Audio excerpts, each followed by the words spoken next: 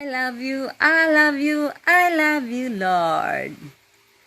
Good morning po sa inyong lahat. Magandang umaga. Isang magandang ngiti sa inyo. Ay, nag-aabang po ng panaginip.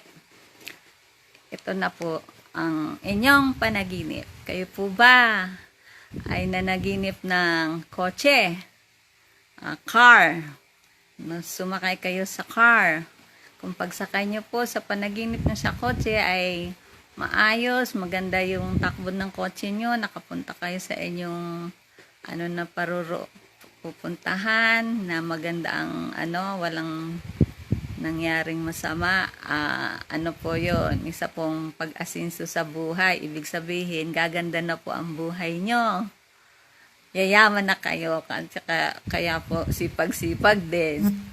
Kung ang pagsakay nyo naman po sa kotse, ng isang iglap, nandun na po kayo sa inyong bahay, pabalik, na hindi naman po dapat doon ang punta nyo, pero isang iglap, balik kayo sa bahay nyo.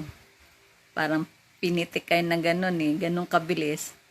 Ang ibig pong sabihin yan ay, kung kayo may negosyo, pwede pong malugi kayo sa negosyo. Kung kayo po ay mayaman, pwede po kayo maghirap, kayo mag-ingat po kayo.